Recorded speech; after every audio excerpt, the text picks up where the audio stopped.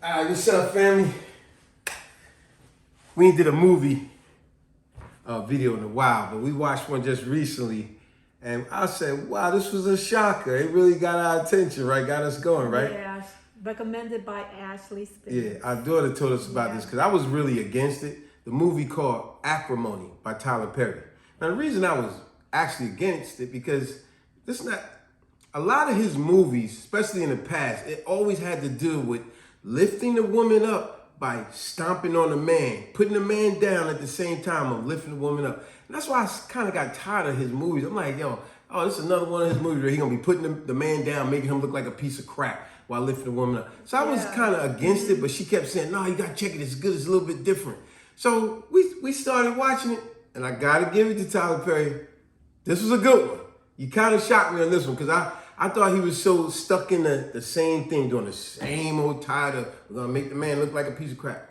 This is a good one, right? Yeah, it was different. I mean, to me, his movies are basically the same things every step of the way. But with this one, I do gotta say. I love to see a producer such as himself think outside the box. Let's do something a little bit different. You know what I'm saying? Yeah. And now we said, the name of this video is going to be the name of the movie. Trust me, y'all going to like it. Starring Taraji P. Henson. Oh, man, we already know she's an excellent, great actress. Yeah, she's good. But the name of the movie is called Acrimony.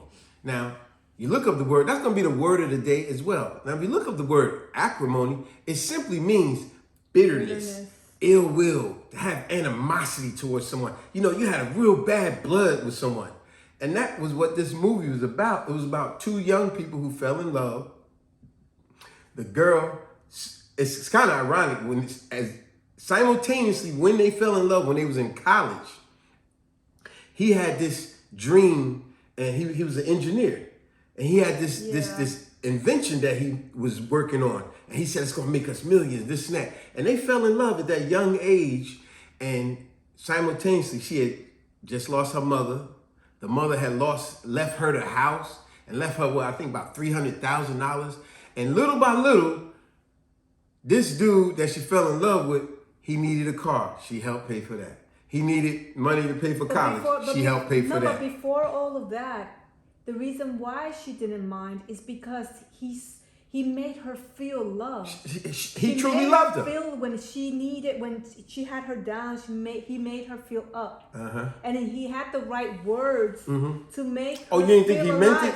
No, I meant it. But in a lot of cases, I do gotta say, true. Whether it's a man or a man or a woman, they know how to use a person when they know someone. They know how to talk and make a person feel in such a way. That would be called an opportunist. You got some people that not some, there's a lot of people in this world, they are nothing but that. They're opportunists. And if you show your hand, aka her, he sees she had money. Because the mother left her the house, $300,000. Some people, when they are just that, an opportunist. They see you got money because you show your hand, all of a sudden they become real needy. And it seemed that way, but it really wasn't. No. He practically sold her a dream. And the thing is that, and he meant it. If he had the opportunity, open door, the privilege, he was going to give her those dreams. But he was honest the whole time. No, but yeah, he was, but not 100%. Like meaning, for example. Remember, he had a past. Oh, well, he just didn't tell her that he had a criminal record. Yeah, criminal record, and that's why he couldn't find a job. He didn't have his doors open. But it ain't like he lied to her about it. He just left that part out. You know what the mistake he made, like a lot of young men, for example? He thought that happened when he was 15. That's not going to affect me as an adult. Somehow they charged him as an adult as he was 15. They just did him dirty. Yeah, they still left him. Yeah, he was a minor. That should not have been on his adult record. Exactly. You know, but anyway, like we said, he had a vision. He had an invention that was going to make them filthy rich. All he kept telling her is just, honey, just be patient. Trust me, we're going to have a big mansion, a big yacht. I'm going to do all this for you. It's going to be for us. And he needed a car. She spent some of her money, the $300. Got him a car because he didn't have a car. He needed his college tuition to pay up. He had the money for that no more. She spent money for that. He needed more money for the invention stuff. She spent money. Before you know it, she had went through all her money. And it made it look like he was an opportunist. Yeah. And meanwhile, she's paying all the bills. He ain't got a job or nothing. It made it look like, wow. But she was very supportive of him the whole time. He kind of had me a little iffy because the thing is that when she was actually writing a check, you just see his cheesy smile. Oh yeah, like yeah. It was a devious. She but got no, it. he was She just got it. happy that She my got it. woman. She had his back the whole time. She had his back. Yeah. Matter of fact, I'll ask you this question dealing with the movie. In that movie, she had his back. Okay. From the beginning, she had his back. Did you see any flaws in her as a woman? No. You're right. She was a good woman. She really had her man. She is what a lot of men really want. A lot of women should be. She had her man back. She had no flaws. She had his back no matter what, even though it was draining her. It was straining her. She was working 2 jobs at one point. Because remember, now she depleted all her money. And now he asked her to put the house up, refinance the house. So he needed more money for his invention. And she reluctantly did it. That's the part you talking about when she signed the check. He was all, yeah. But he was never fronting. It's just that he needed someone to really see his invention and take him serious. It was a great invention. So when I say, did you see any flaws in her? She really didn't have no flaws, right? No, she was did very not, supportive. no, but when you think about it, when I say she had any flaws, she didn't. But she did have one major flaw. You know what it was, didn't you?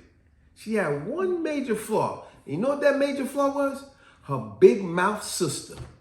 Always putting negative stuff in her head. He ain't no good. He using up your money. He a bum. He always needs it. You know what? You need to drop him. You need to get rid of him. He ain't no good. All these men ain't no good. Unfortunately. You know what I was going to tell you? That's her only flaw. Had that negative joker in her ear all the time in her head. You know what I was going to answer to that question? What's that? I thought it was her temper. Oh, she Remember, had a temper. she did. She had a monster out of her. She could be the most nicest personality, but she could turn immediately into something. I like how she said nicest. There's no such word as nicest. She didn't say nicest. Nicest. But she could turn into something that and she said it. She did say it. But you know what I'm saying? Her sister is that type of woman that anyone out there, if you got a woman like her sister, if you got a family member like her sister, you got a friend like her sister, trust me, you better get the hell away from that person. Because I'm telling you, that type of woman got no room to spread anything positive. Everything out her mouth and her body language, her actions is nothing but negative. A storm she want to throw on anything and everyone. Even her man. Remember when her man tried to talk? She's like, no, it's because whatever I say. Like she shut her. Even her man was like, okay.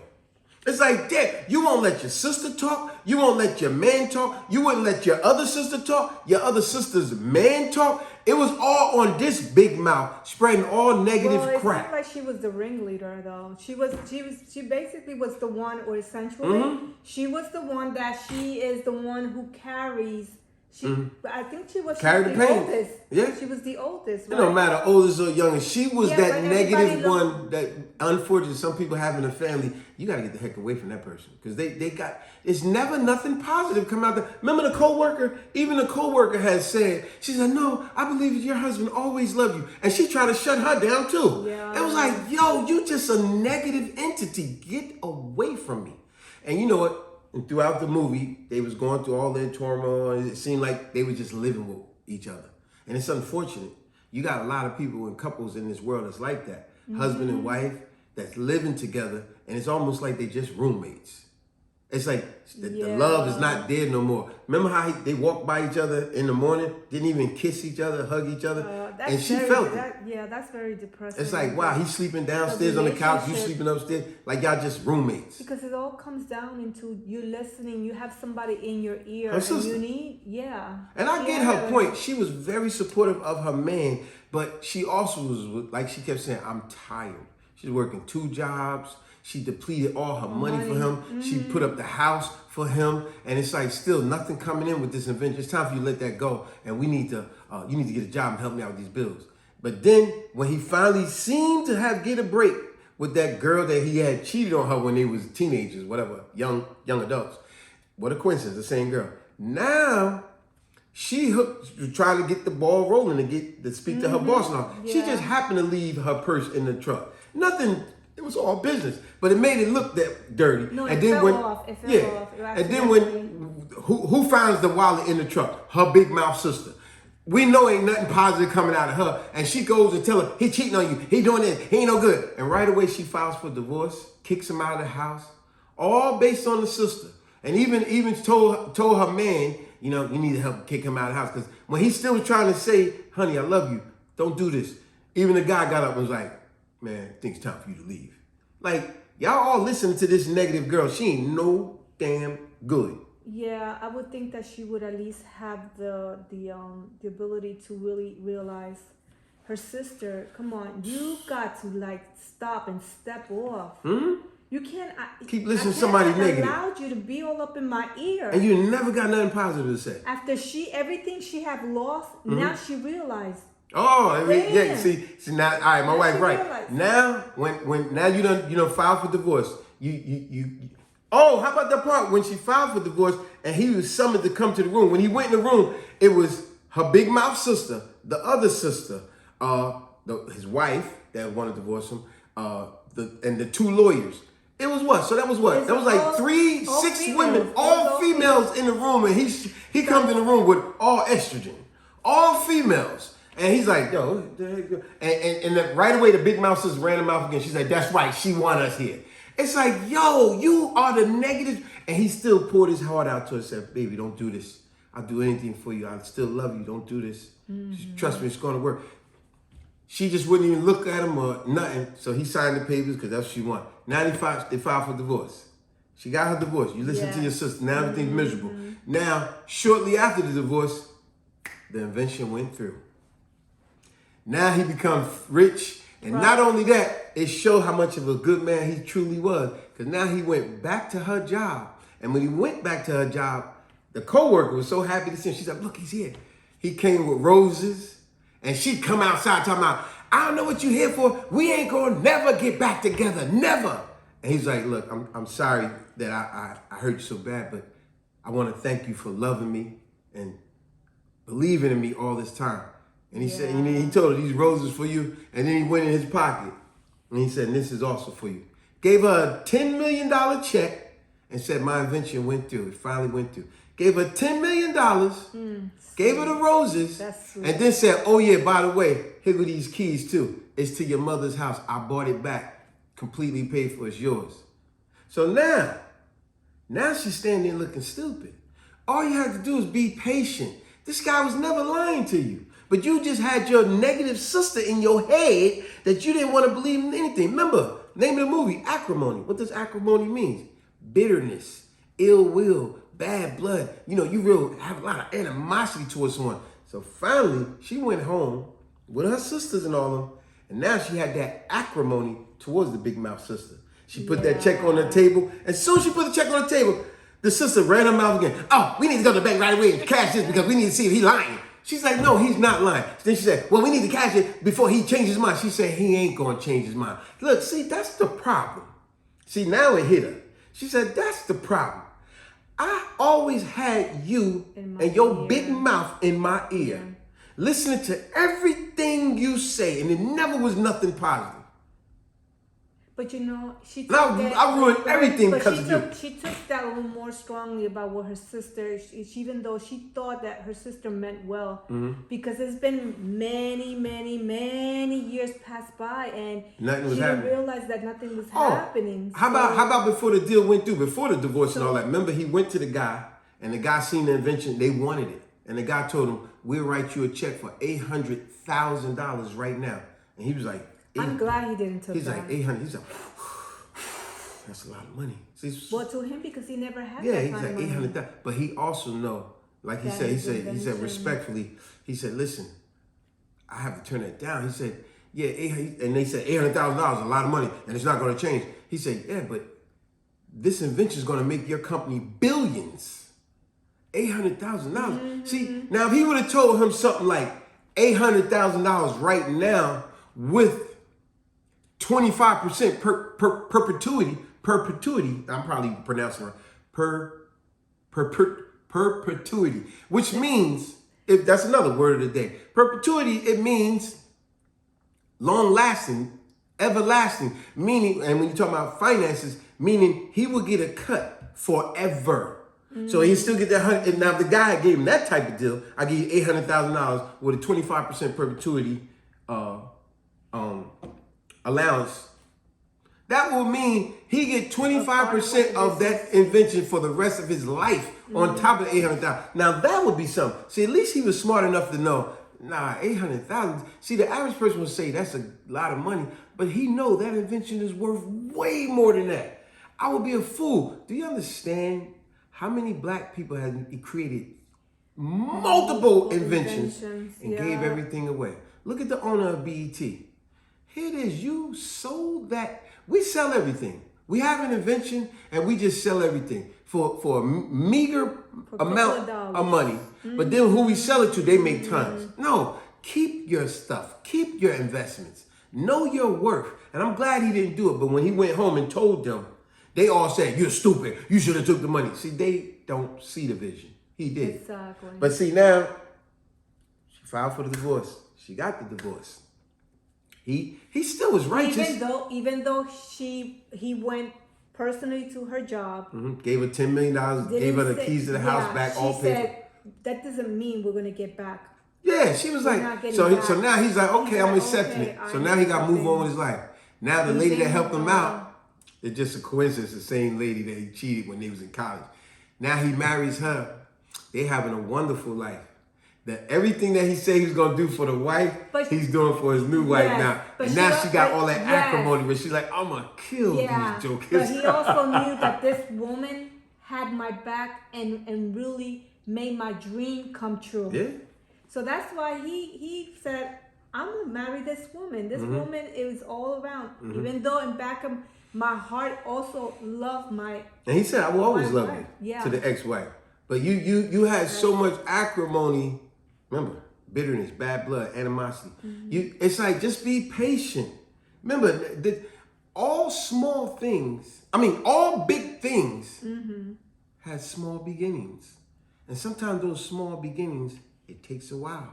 You cannot plant a flower or your favorite flower, whatever say, or your favorite fruit and vegetables in the backyard and expect them to grow overnight. It takes time. It takes patience. Well it takes all of this. And that's what but I do understand. She was dealing with a lot. I just depleted all my money. You had me put my mom's house up. And then on top of that, my nagging sister in my ear with all her negatives, and she was believing it.